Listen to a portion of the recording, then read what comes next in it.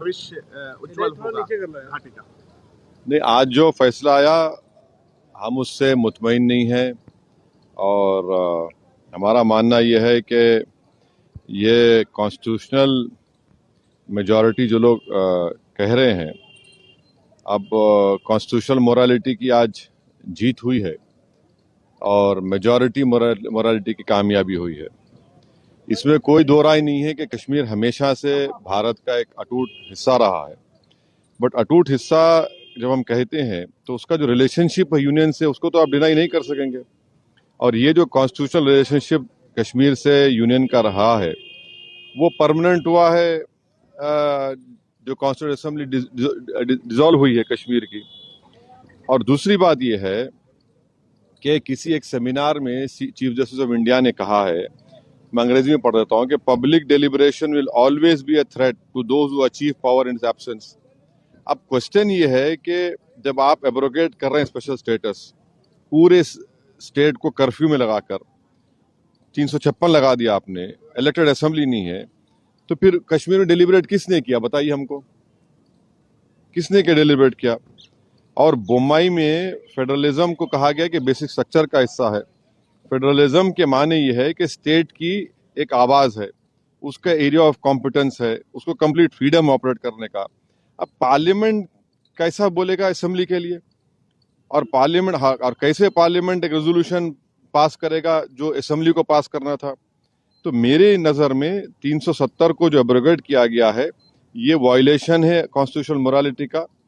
और जो abrogation, bifurcation और डाउनग्रेडिंग हुआ है एक स्टेट के यूनियन टेरिटरी का, ये तो बहुत बड़ा धोखा हुआ है जो हमने कश्मीर के अवाम को वादा किया था। मैं पहले भी कहा हूं, आज भी कह रहा हूं कि अब ये तो लेजिटिमाइज हो चुका है कोर्ट से, तो कल बीजेपी को कोई नहीं रोक सकेगा चेन्नई, कोलकाता, हैदराबाद और मुंबई को यूटी बनाने के लिए। और इसका सबसे बड़ा नुकसान जो होगा आप देख लेना फ्यूचर में, डोगरास को होगा और लद्दाख के बुद्धिस्ट को होगा। वहां पर डेमोग्राफिक चेंज होगा। अभी से आप देख रहे हैं कि जम्मू में जितने राइस मिलें थी वो डोगरा के लोग हाथ से निकल गई।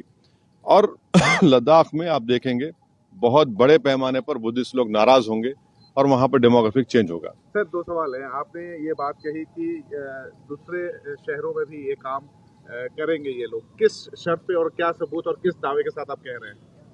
देखिए, आज आपने एक स्टेट को 3 यूटी बना दिए, वहां की असेंबली भी नहीं है, वहां 356 है, पार्लियामेंट उनके लिए बोल रहा है, असेंबली नहीं बोल रही है। आपने यूटी बना दिया उन लोगों को 3 को। अब आज का जो ऑर्डर आया है सुप्रीम कोर्ट ने, सीजीआई और सुप्रीम कोर्ट ने कहा है कि द अर्लीस्ट आप रेस्टोर करिए। अर्लीस्ट का मतलब क्या है?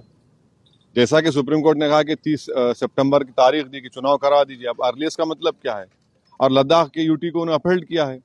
अब वो लद्दाख में क्या पावर्स है बताइए? पहले तो भी काउंसिल में कुछ पावर से, अब तो एलजी डिसाइड करता है बजट उनका। तो ये आप कल किसी को भी करेंगे, आपको जरूरत ही नहीं है 356 लगाने की। आप कहेंगे कि भाई चलो ये लॉ एंड ऑर्डर मसला है और इन चारों को यूटी बना दो, तो खतरा है वो, उस खतरे से कोई इनकार नहीं कर सकता। जल्द चुनाव होना चाहिए, डेमोक्रेटिक वहां पे स्थापित होना चाहिए।